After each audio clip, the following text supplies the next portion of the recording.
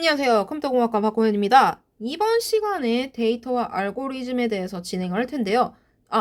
이 PT는요, 동국대 신현순 교수님과 같이 제작한 PT고요. 그리고 발표 강의는 제가 진행을 하도록 하겠습니다. 네. 자, 그러면 한번 보도록 할게요. 오늘 배울 거는 이제 데이터 알고리즘 중심으로 해가지고 기계학습의 작동 원리랑 이제 데이터 기반으로 어떻게 의사결정이 핵심적으로 진행이 되는지 그 부분을 목표로 잡았는데요. 네 가지 축이 있습니다. 기계학습의 기본 개념, 그 다음에 지도, 비지도, 강화학습, 그 다음에 데이터 기반 학습에서 발생하는 이제 윤리적 문제들을 좀 보도록 하고, 그 다음에 데이터 중요성과 이제 편향 가능성을 어떻게 볼 것인가 그 부분에 착안해가지고 한번 이번 강좌 진행을 해보도록 하겠습니다. 기계학습의 기본 개념입니다. 자, 첫 번째 파트 기본 개념 기계학습 가지고 이제 진행을 할 건데 기계학습 지난 시간에 잠깐 언급은 했어요. 네, 머신러닝하고 똑같아요. 머신러닝 그대로 직역하면 이제 기계학습입니다. 네, 다르게 생각하는 학생들이 있어서 이야기해요. 네, 다른 거 아닙니다. 똑같습니다. 그래서 기계학습은 인간의 신경망 구조라고 하는 게 있어요. 네, 신경망, 이 뉴런 가지고, 네, 원래는 뉴런 그림을 넣어줄까 했는데 저작권 문제 때문에 혹시나 싶어서, 네, 지금 다 텍스트로 PT를 만든 상황이거든요. 네, 뉴런이 이렇게 있으면은 스냅스로 연결해서 인간은 진행을 하게 됩니다. 제가 그림을 못 그려서 이렇게까지 할게요. 네, 그런데 여기서 화살표입니다. 화살표도 못 그리시네요 하고 생각할까봐 네, 다시 그리자면 이렇게 됩니다. 그래서 그 부분을 이제 구조화해서 따서 만든 모델이 이제 기계학습입니다. 이런 구조를 띠고 있거든요. 네, 이런 구조가 이제 신경망인데 아무래도 이 강좌가 네, 인문계랑 네, 공학 네, 공대생 학생들도 뭐 듣기는 하겠지만 어떻게 되는지 몰라갖고 네, 1학년부터 4학년까지 이제 학부생 대상으로 진행이 되겠다라고 생각해가지고 네, 이 정도로까지만 이야기를 드리도록 할게요. 그래서 이 기계학습의 인간의 신경망 구조가 이런 식으로 생겼어요. 되게 이상하네요. 네, 맞아요. 이상해요. 어쨌든 이렇게 되어 있습니다. 그래서 본질적으로는 이제 통계적 함수 추정의 확정이라고 이야기를 드릴 수가 있겠고, 네. 그래서 데이터를 기반으로 해가지고 복잡한 함수를 근사하고, 그 다음에 새로운 데이터를 예측하도록 설계된 알고리즘 군이다라고 이야기를 드릴 수가 있겠어요. 기계학습은. 조금 더 자세하게 알고 싶어요 하시면은 제가 출처 네, 하나씩 한 땀 한 땀 넣었습니다. 네, 그래서 체크해서 보시면 될 것 같아요. 자, 그래서 이 학습 개념이 어떻게 되는지 잠깐 좀 보자면요. 그 구플루가랑 이제 미첼 정의를 보시면 되거든요. 네, 이분이 정말 유명한 대가십니다. 네. 딥러닝의 대가라고 보시면 돼요. 여러분들 나중에 논문 쓰시면 계속 이분이 따라오실 거예요. 네, 굿fellow. 네. 자, 그래서 이분의 정의에 따르면요. 경험 2를 통해 과제 T의 성과가 개선이 되면은 그것을 학습이라고 한다라고 이야기를 합니다. 네. 그래서 즉 경험이 쌓일수록 네, 이게 좀 어렵게 되어 있는데 경험이 쌓일수록 성능이 어떻게 된다? 개선이 된다. 라는 거예요. 네, 경험이 쌓이면 성능도 개선이 된다. 그 부분을 이야기를 하는 거예요. 네, 굉장히 어렵게 써져 있지만 이것이 이제 전통 프로그래밍하고 가장 크게 다른 부분이에요. 지난주가 아니죠. 지난 시간에 배웠습니다. 네, 전통 프로그래밍과 관련돼서 이야기했었을 때 전통 프로그래밍 어떻게 한다 그랬죠? 어떻게 한다 그랬죠? 네, 인간이 직접 구조를 설계를 해서 네, 그 룰을 만들어 갖고 진행을 하는데 기계학습은 패턴을 가지고 학습해서 진행한다고 이야기 드렸어요. 네. 그렇기 때문에 학습을 계속 시키면 어떻게 돼요? 경험이 쌓이죠. 네. 경험이 쌓이면 어떻게 된다? 성능이 올라간다. 네. 그 구조로 이야기를 하는 게 이제 기계학습이다라고 이야기를 드릴 수가 있겠어요. 그래서 그 부분에 따라서 진행하는 걸, 네, 잡고 이야기 드려보도록 할게요. 그래서 기계학습 먼저 이야기를 하자면 데이터에서 패턴을 학습해서 예측 및 판단을 수행하는 기술이라고 해갖고 계속 이야기를 하고 있죠. 여러분들 지겹도록 이야기할 겁니다. 입력 데이터, 알고리즘, 모델 생성, 예측 판단 해서 IPO 구조를 갖고 있다라고 이야기를 드릴 수 있겠고, 이에서 프로세스에 해당되는 게 뭐다? 기계학습 부분 알고리즘이다 라고 이야기를 드릴 수 있겠습니다. 자, 그래서 기계학습은 이제 데이터와 정답을 주면은 그 모델이 직접 규칙을 만들어 갖고 진행을 하지만, 전통 프로그램은 어떻게 한다? 사람이 규칙을 정의해서 진행을 한다. 쉬는 시간에도 이야기했어요. 지금 다 까먹고 모르겠는데 하는 표정들 보이고 있는데, 네, 했어요. 자, 그래서 반면 기계학습은 그 데이터와 정답을 주면 모델이 직접 규칙을 만들지만, 전통 프로그램은 사람이 규칙을 정의해서 하는데, 그렇다면요. 아까 얘기했어요. 경험이 많으면 성능이 올라간다라고 이야기를 드렸어요. 자, 여기에서 그렇다면 기계학습도 마찬가지겠죠. 데이터가 많아질수록 규칙이 더 좋아지겠어요? 나빠지겠어요? 좋아지겠죠. 데이터가 많아야 된다는 거예요. 데이터가 어떻게? 많으면 많을수록 좋다라는 거예요. 네, 그러면 모델이 어떻게? 더 성능이 좋아진다. 그걸 이야기를 하는 게 기계학습입니다. 네. 그래서 더 정교해지고 성능이 개선되는 강화적 구조로 또 이어지게 돼요. 이게 어떻게 된다? 강화적 구조로. 쪽까지 이어지게 되는 거를 이야기를 드릴 수 있겠어요. 자, 그렇다면 핵심 흐름은 어떻게 되는 것이냐? 기계학습 계속 똑같은 얘기 계속 하고 있죠. 알고리즘이 아니고 데이터 입력. 네, 입력 데이터를 넣고 인풋 넣고 그다음에 알고리즘 넣어서 모델에서 이제 예측의 흐름으로 작동해 갖고 진행하는 걸 이제 기계학습이다라고 이야기를 드릴 수 있겠어요. 자, 여기서 이제 중요한 거, 모델은 데이터 패턴을 요약한 압축 결과물이고요. 그 다음에 품질은 데이터 양, 질, 알고리즘 선택에 따라 결정이 된다라고 이야기를 드릴 수가 있겠어요. 자, 그렇다면 여기서 갈비지 아웃이라고 하는데 이게 도대체 무엇이냐? 여기서 IPO라고 했어요. 그러면은 쓰레기 넣으면 쓰레기가 나온다는 거예요. 프로세스가 좋아야 돼요. 네, 기계학습의 흐름의 핵심은 네, 프로세스도 좋아야 되지만 인풋도 좋아야 돼요. 네, 이 두 가지가 굉장히 좋아야지 아웃풋이 좋아지는 현상으로 나온다라는 게 이제 갈비지 아웃이에요. 그래서 데이터 마이닝 책을 보면 항상 앞장에 있습니다. 네, 앞장에 있어요.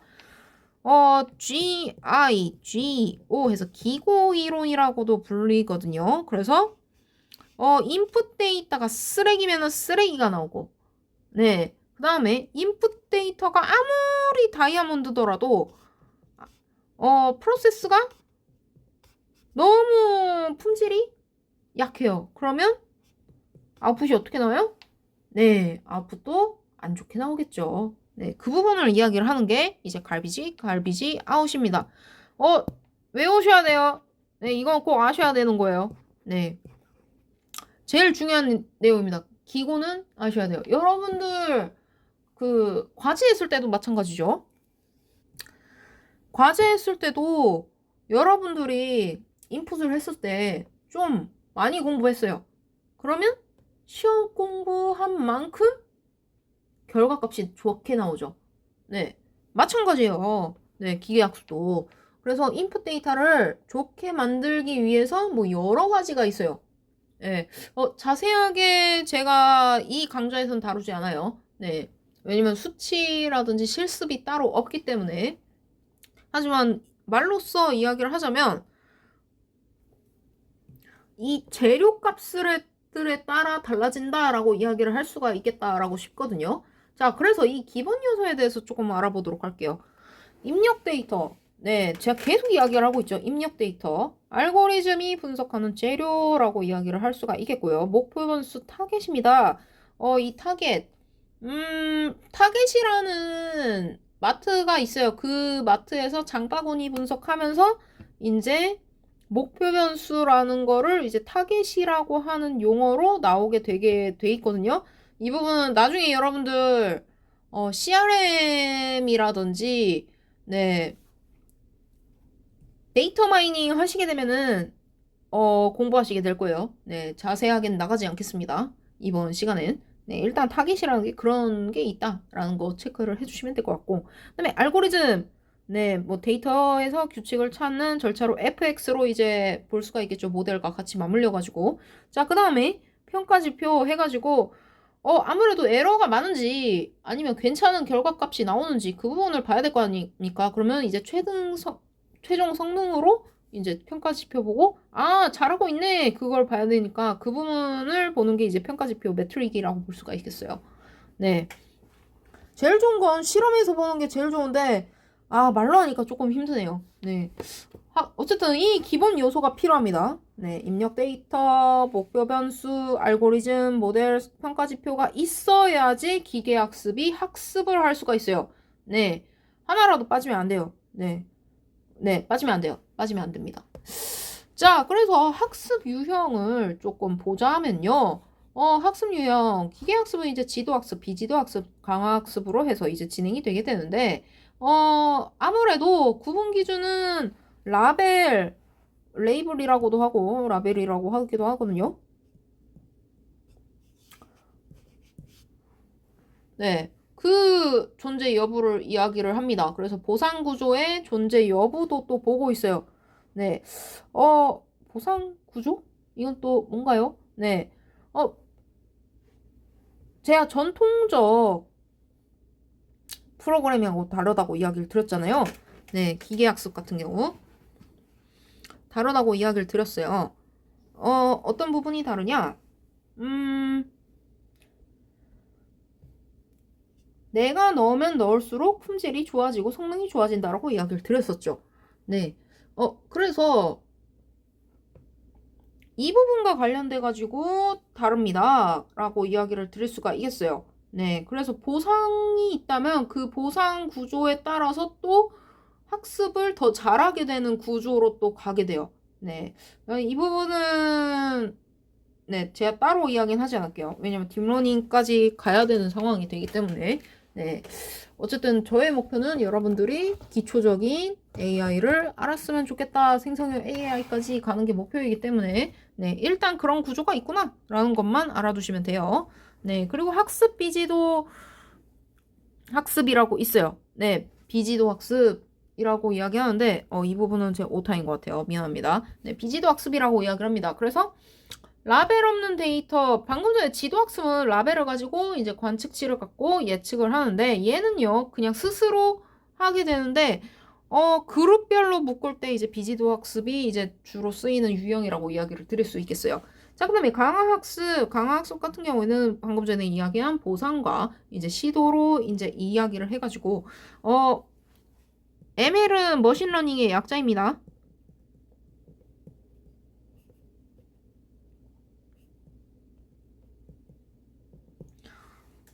네, 그래서 실제 응용은 다양한 변형 조합으로 이제 나타나게 된다라고 이야기를 드릴 수가 있겠어요. 아무리 기계학습이 좋다 해도 결국에 한계점이 있는데요. 한계점이 어떻게 이루어져 있느냐? 충분한 데이터 없이는 이제 성능이 제한적이다라고 이야기를 드릴 수가 있겠어요. 그래서 단순한 모델과 많은 데이터가 이제 복잡한 모델보다 우수한 성능을 보이고 있다라고 이야기도 하고 있고요. 그 다음에 데이터 편향이 존재하면 결과도 왜곡된다라는 거 체크해 주시면 될 것 같습니다. 그래서 설명 가능성으로는 이제 인터프레터블리티 해가지고 그 부분을 이야기를 드릴 수가 있겠어요. 자, 그 다음에 과적합의 위험이 있습니다. 그래서 훈련 데이터의 과대적합, 훈련 데이터의 과소적합 해서 새로운 데이터에 일반화되지 못한 경우 이제 과대적합이라고 이야기를 하고요. 그 다음에 훈련 데이터가 과소적합. 모델이 데이터 학습에 대해 너무 단순한 경우. 네. 아무래도 훈련 데이터가 좀 적어서 그런 상황이 벌어진다라는 걸 이야기를 하고 있고요. 그리고요, 또, 제가 지난 시간에 이야기 드렸던 바가 있을 거예요. CPU, TPU, 그 다음에 GPU 관련돼서 이야기했었을 때, 그 자원이 없다면 또 큰 제약 요소가 있어서 또 과적합으로 또 편향될 수 있는 상황이 될 수도 있는 걸 볼 수가 있어요. 네. 그래서 그 부분 체크를 해주시면 될 것 같습니다. 원래는, 실험하면서 보여주고 싶은데, 아쉽네요. 네. 글로 하려니까 여기까지인 것 같습니다. 네. 그래도 여러분들 개념을 좀 체크해 주시면 될 것 같아요. 나중에 제가 실험하면서 보여드릴 수 있는 기회가 있었으면 좋겠습니다. 네. 일단은 그렇습니다. 자, 그럼 다음 파트 넘어가도록 할게요. 왜냐면 저기서 계속 시간 끌면 안 될 것 같아서. 자, 지도, 비지도, 강화 학습의 기준 해가지고 이야기를 드릴 수 있겠어요. 자, 여기 파트에서는 목표를 이제 지도 학습을 두고 있거든요. 아까 이야기 드렸습니다. 입력이 많을수록 성능이 좋아진다 라고 이야기했어요. 그 부분과 연관을 지어가지고 보시면 될 것 같아요. 네. 그래서 기계학습은 지도학습, 비지도학습, 강학습으로 구분이 되는데 라벨의 존재 여부와 이제 보상 구조의 존재 여부에 따라서 달라지는 경우가 있습니다. 네. 아까도 이야기를 했어요. 지도, 비지도 강화해가지고 라벨이 있는 데이터는 목표값을 가지고 예측을 하고 있는 경우를 이야기를 하고 비지도 같은 경우는 라벨이 없어요. 그래서 구조나 패턴이라든지 아니면 그룹별로 보고서 진행을 하는 경우가 있고요. 강화 같은 경우에는 이제 보상을 기반으로 해가지고 의사결정을 최적화하는 데 목표를 두고서 진행을 하게 됩니다. 자, 그래서 지도학습 개념을 보도록 할게요. 지도학습 개념, 입력과 정답이 주어지는 구조로서 모델은 둘의 관계를 학습해서 새로운 입력을 예측하는 데 목표를 두고 있어요. 그래서 여기서 대표적인 게 무엇이냐? 분류와 회귀입니다. 네. 클래시피케이션과 이제 리그레션이라고 이야기를 하거든요. 다들 아실 거예요. 네. 분류 예시부터 먼저 보자면 이제 스팸인지 아닌지 질병 같은 경우에 이제 유방암 진단 데이터로 실험을 하시게 될 거예요. 기계학습 이제 선택하신 분들은. 네. 그게 이제 분류의 예시로 둘 수가 있겠고, 회기 같은 경우 이제 주택 가격이라든지 아니면 매출 추정 그런 부분을 이야기를 드릴 수 있을 것 같아요. 네.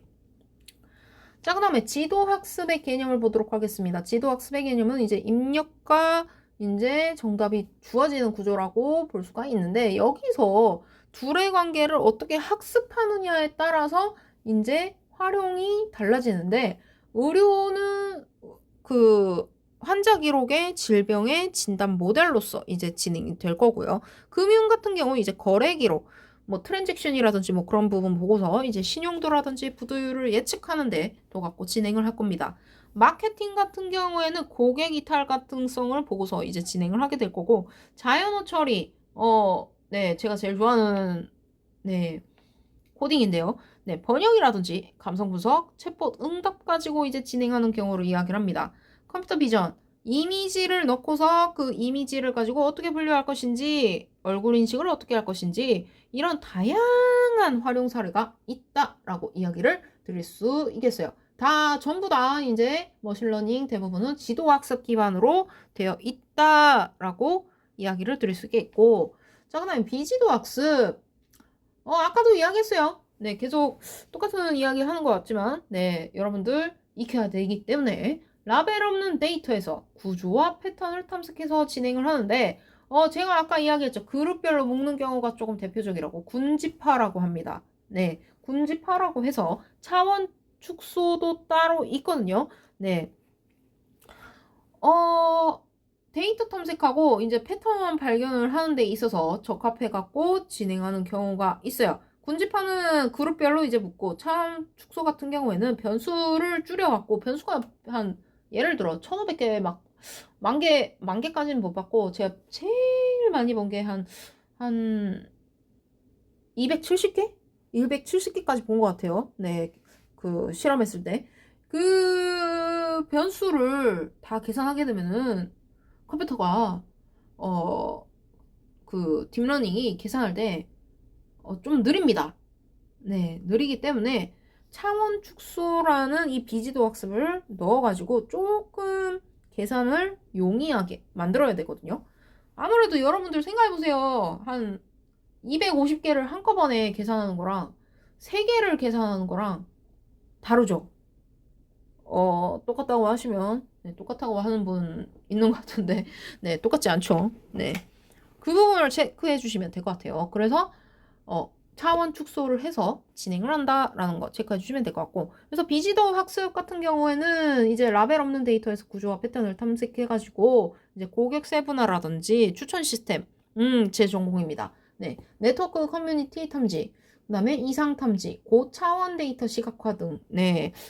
그 부분도 관련해가지고 이제 응용을 해서 진행하는 게 이제 비지도 학습의 활용 사례다라고 이야기를 드릴 수 있을 것 같아요. 고객 세분화 같은 경우에는 구매 이력 가지고 이제 집단 분류를 해서 맞춤형으로 이제 마케팅 뭐 VIP라든지 아니면은 중간 단계라든지 아니면 한 번도 안 산 사람이네? 그럼 이 사람을 어떻게 맞출 것이냐? 그 부분에 네, 차관에서 하는 게 이제 고객 세분화 부분의 비지도 학습이라고 볼 수가 있겠고요. 추천 시스템. 넷플릭스, 유튜브 여러분들 다 하시죠? 네. 대표적인 예시입니다. 그 부분이 이제 여러분들의 패턴, 시청 기록 패턴을 보고 콘텐츠를 추천해가지고 하는 게 이제 추천 시스템이라고 이야기를 드릴 수 있겠고요. 네트워크 분석. 아무래도 그 소셜 네트워크 내 이제 커뮤니티를 보고 이제 분석을 하는 게 이제 네트워크 분석이다라고 이야기를 드릴 수 있겠어요. 자, 그 다음에 이상탐지 같은 경우에는 사이버 보안이라든지 금융사기 탐지 그 부분을 이야기를 하는 게 이제 이상탐지다라고 이야기를 드릴 수 있겠고, 그 다음에 고차원 데이터를 이제 2D나 3D로 표현한 게 이제 차원 축소 기반의 이제 시각화다라고 이야기를 드릴 수 있겠습니다. 자, 그래서 강화학습 한번 그 다음 페이지 보도록 하겠습니다. 강화학습은 이제 보상을 최대화해가지고 선택하는 방법이라고 둘 수가 있어요. 이 선택이라는 게 의사결정을 이야기를 하겠죠. 마르코프 결정 과정이라고 있습니다. 이 과정은 여러분들한테 조금 쉽게 설명을 하자면 미래의 상태를 이제 현재 상태에만 의존을 하고 과거의 상태는 모두 무시한다라는 속성을 갖고 이제 진행하는 게 이제 마르코프 속성이거든요. 그러니까 쉽게 얘기하면은 기억 상실증을 갖고서 예측을 하겠다. 네, 그런 걸 이제 보시면 될 것 같아요. 네, 제가 봤을 때 다른 적절한 비유가 생각이 안 나요. 그냥 기억 상실증이 제일로 최고의 비유인 것 같아요. 그래서 지금 정보만 갖고서 기억상실증 가진 분들은 과거에 내가 뭘 했는지 아무것도 기억 못한 채로 그냥 그 부분만 갖고 다음 상태를 예측하잖아요. 네, 마르코프도 똑같습니다. 네, 바로 직전까지의 그 상태를 보고 나서 그걸 갖고 이제 진행을 하게 되는데, 차후에 관련되신 분들은 이제 마르코프 연세라고 있어요. 그 마르코프 속성들을 가지고 만족시켜갖고 상태들을 이제 순차적으로 나열시키는 걸 이제 마르코프 연세라고 하는데, 그걸 가지고 이제 전이 확률로 해갖고 나가게 되는데, 지금 무슨 소리인지 하나도 모르겠어요 하실 것 같아서 여기까지 딱 커트할게요. 네. 또 다른 좀 쉬운 예시를 보자면 이제 내일 날씨는 오늘 날씨 보고 판단하잖아요. 그것도 이제 마르코프 연세라고 볼 수 있어요. 네. 재밌지 않나요? 다들 표정이 안 좋네. 네. 네, 그렇습니다. 네, 그래서 내일 날씨는 이제 오늘 날씨가 맑았는지 흐렸는지 보고서 이제 결정이 되잖아요. 그 부분을 이야기를 하는 게 이제 마르코프 연세다라고 이야기를 드릴 수가 있겠어요. 그래서, 뭐, 어제나 그제 날씨도 뭐 고려는 하겠죠. 근데 뭐, 아무래도 당장에 내일 날씨는 오늘 날씨만 보고서 결정하잖아요. 네. 그 부분만 따지시면 될 것 같아요. 또 다른 예시로, 네, 잠깐, 조금 생각을 해볼게요. 또 다른 예시? 또 다른 예시는, GPT도 뭐, 할 수는 있는데, GPT는 조금 다른 것 같아요. GPT는 디퓨전 모델이기 때문에, 그 토큰에 의존해가지고, 토큰은 단어예요, 단어. 단어를 가지고 이야기를 합니다. 그래서 그 부분의 예측을 보고 진행을 하게 되는데, 완전한 마르코프는 아니에요. 네, 연쇄로 진행은 아닌데, 기본 원리가 적용되고요. 중요한 거는 그냥 기억상실증 그것만 좀 기억하시면 될 것 같아요. 마르코프 관련돼서. 네. 그래서 다음을 예측을 했을 때 지금만 보고 달리는 거예요. 네. 단순하고 강력합니다. 네. 그 결정을 가지고 진행하는 게 이제 강학습이다라고 이야기를 드릴 수가 있겠어요. 네. 그 정도로만 아시면 될 것 같아요. 네. 그래서 최근에는 이제 게임이라든지 주식 거래 뭐 이런 부분들이 다 이제 강학습 써가지고 진행을 하고 있고, 아티피셜 제너럴 인텔리전스를 위한 이제 주요 기술로 이제 뽑혀갖고 진행을 하고 있다라고 이야기를 드릴 수 있을 것 같아요. AGI 해가지고, 네, 진행한다라는 거. 자, 다음 장 보기 전에 잠깐 쉬는 시간 갖고 진행을 해보도록 하겠습니다. 자, 이어서 진행할게요. 네. 데이터 기반 학습의 윤리적 문제. 자, 여기서 맨날 얘기 나오는 게요. 이제 데이터 윤리예요. 네, 데이터 윤리. 그 데이터 알고리즘 실천 세축에서 이제 윤리 문제가 발생을 하는데, 그 데이터 생성이라든지 그 저장 활용 전 과정에 있어서 그 개인정보라든지 그 재식별 위험, 투명성 문제 등이 존재해서 나오는 문제들을 이야기를 하고 있습니다. 자, 조금 자세하게 보도록 할게요. 데이터 윤리. 아무래도 여러분들 뭐 생성이라든지 기록, 기획 뭐 그런 부분을 이야기를 하는 거고요. 알고리즘, 인공지능, AI, 에이전트, 머신러닝, 로봇 뭐 이런 부분이 이제 알고리즘 분야로서 이야기를 하는 게 이제 데이터 윤리라고 이야기를 드릴 수 있겠어요. 자, 그 다음에 실천 부분 같은 경우에는 이제 전문적 코드라든지 프로그래밍이 이 부분에 해당이 됩니다.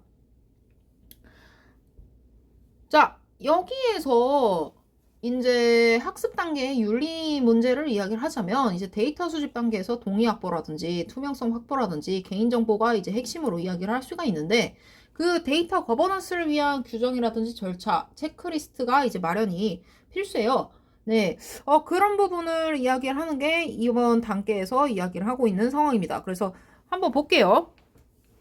우선 동의를 얻어야 됩니다. 네, 데이터 수집 및 사용에 있어서 이제 당사자로부터 동의를 필요로 하고 있고, 물론 명시돼서 공공으로 이제 쓸 수 있도록 하겠다라고 하면은, 네, 쓰시면 되는데, 그래도 밝히셔야 돼요. 연구를 하시거나 아니면 뭐 대회 나가서 쓸 거예요. 그러면은 밝히셔서 진행을 하셔야 된다라고 이야기를 드릴 수 있겠어요.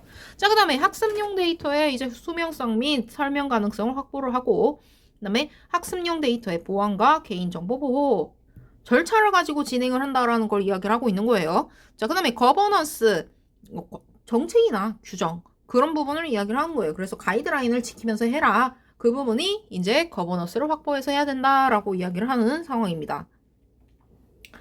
자, 그 다음에 데이터 삭제 right to be forgotten 해가지고 이제 이야기를 하고 있어요. 잊힐 권리. 네.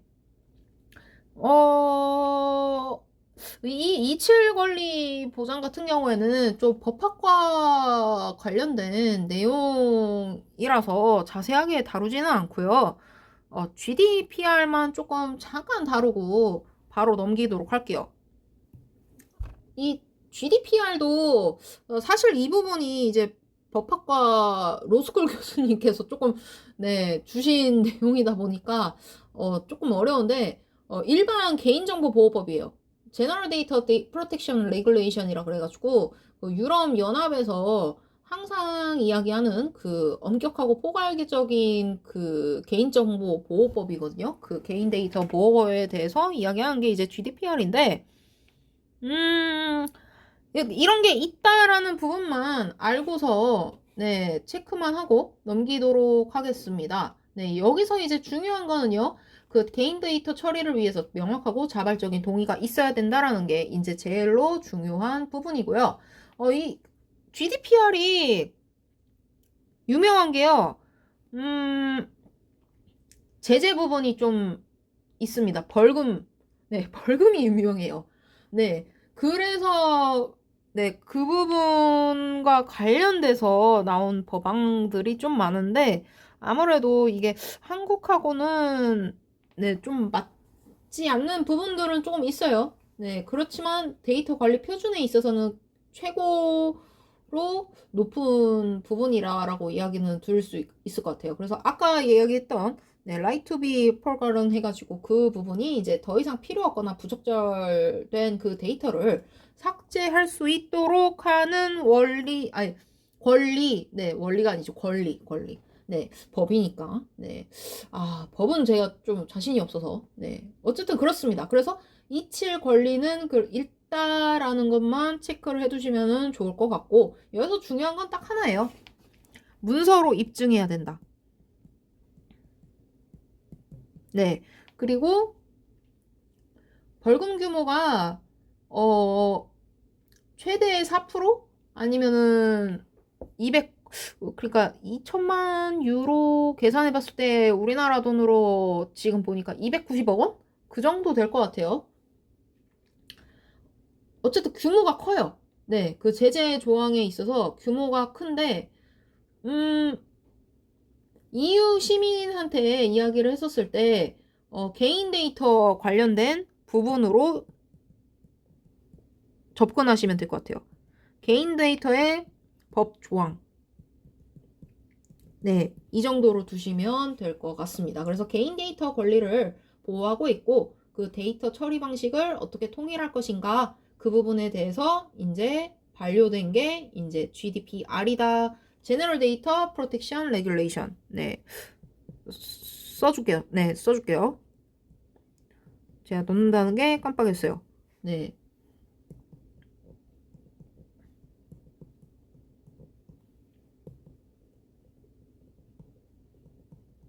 네.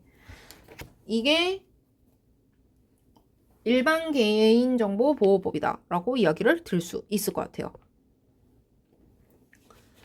자, 그 다음 단계 보도록 할게요. 여기서부터 조금 쭉쭉쭉 나가도록 할게요. 네, 데이터, 네, 데이터 프레임워크인데, 이 데이터 프레임워크 같은 경우에는 데이터 윤리 점검에서 유명합니다. 네. 2021년에 발효가 됐고요. 윤리사항을 점검하거나 그 항목에 대해서 제시를 해가지고 데이터 품질이라든지 출처, 익명성, 재사용성 그런 부분에 있어가지고 그 여러 가지 항목들이 있어요. 그래서 그 부분에 대해서 점검할 수 있도록 설계되어 있는 게 데이터 프로젝트라고 이야기를 합니다. 자, 그 다음에 윤리 가이드 같은 경우에는 데이터 윤리 가이드는 아무래도 국제기구나 국가나 이제 기업이 이제 제정을 해가지고 진행을 하고 있는데 투명성이라든지 사전 동의와 관련돼서 진행을 하겠죠. 그래서 공정성, 책임성, 프라이버시 보호를 위해서 이제 핵심 원칙을 강조해 갖고 만든 게 이제 가이드라인이다라고 이야기를 드릴 수 있겠습니다. 자, 그렇다면은 이 데이터의 중요성 방금 전에 이제 법조항과 관련돼서 봤어요. 네. 아까 전에 이야기했죠. 쓰레기 들어가면 쓰레기 나온다 기고 갈비지 인 갈비지 아웃 이 부분이 이제 데이터의 중요성입니다. 아무래도 인풋 데이터가 어때야 된다? 좋아야 된다. 인풋 데이터가 좋아야지 아웃풋이 좋다라는 게 이제 기고라고 이야기를 드렸어요. 그래서 정확성, 완전성, 일관성, 적시성, 유효성, 고유성 이 부분들이 네, 데이터 품질에 이제 좌지우지되는 부분이다라고 이야기를 드릴 수 있을 것 같아요. 그래서 데이터를 넣었을 때 아무래도 정규화를 하고 그러니까 전 처리를 한 경우와 안 한 경우랑 차이가 있겠죠. 네. 전 처리를 하면은 조금 더 깔끔하게 계산이 되겠죠. 네. 그런 부분도 여기에 해당이 됩니다.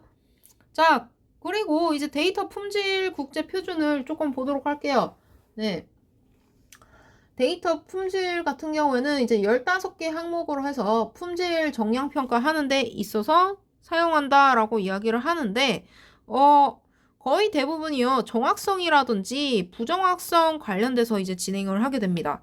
네. 그래서 이 정도로만 체크를 해주시면 될 것 같고, 이 부분은요, 여러분들이 실습하면서 조금 느껴보셔야 될 것 같아요. 네. 국제 표준을 매번 따지지는 않은데, 체감을 하면서 익히게 돼 있어요. 네. 그 부분은 제가, 도와드리기 어려울 것 같아요. 아무래도 실험을 하면서 느껴야 될 것 같아서. 네, 그래서 이 정도로만 설명할게요. 자, 그 다음에 데이터 품질 검사, 원시 데이터라든지 원천 데이터라든지 가공 데이터 단계별로 이제 품질 검사와 오류 개선이 필수다라고 이야기를 하고 있어요. 그래서 한국정보화진흥원에서도 이제 데이터 품질 관리 지침 같은 거로 해서 이제 계속 학교에 운영 이렇게 하면 좋겠다 하고 아니면은 연구소에 이렇게 하면 좋겠다 하고 네, 운영되고 있다라는 거 체크해 주시면 될 것 같아요. 자, 데이터 편향. 네. 지난 시간에 데이터 편향 가지고 막 이야기했었죠. 네, 기억하실런지 모르겠는데, 데이터 알고리즘, 뭐, 이런 부분이 이제 AI 편향을 어떻게 할 것인지, 네, 방향 키다라고 이야기를 드릴 수가 있겠는데, 대부분이요, 이제 수집 단계에서 이제 확증 편향이라든지 자동 처리가 되는 그 자동 편향 등이 이제 대표적 위험 요소로서 이야기를 드릴 수가 있겠어요. 네. 뭐 여러 가지가 있다라는 거를 이제 체크만 해두시면 될 것 같습니다. 자, 여기까지 해가지고 네, 데이터 편향까지 했어요. 네, 한번 쭉 훑어보고 마무리 짓도록 하겠습니다. 자, 우선은요, 저희 진행한 거, 네, 기계학습 배웠고요. 그 다음에 기고 원리 배웠습니다. 그래서 5가지 유형이 어떻게 되는지 봤고요. 지도, 비지도, 그 다음에 강화학습의 차이점에 대해서 배웠고, 그 다음에 데이터에 대해서 윤리 단계와 가이드라인, 그리고 편향이 어떻게 되어 있는지 그 상황에 대해서 배우고 마무리가 되었습니다. 자, 이렇게 해서 오늘 데이터와 알고리즘, 네, 강좌 파트는 여기까지 해서 마무리 짓도록 하겠습니다. 네, 복습해 주시면 좋겠고, 다음 시간에 또 재밌는 강의로 보도록 하겠습니다. 네, 여기까지 하도록 할게요. 수고하셨습니다.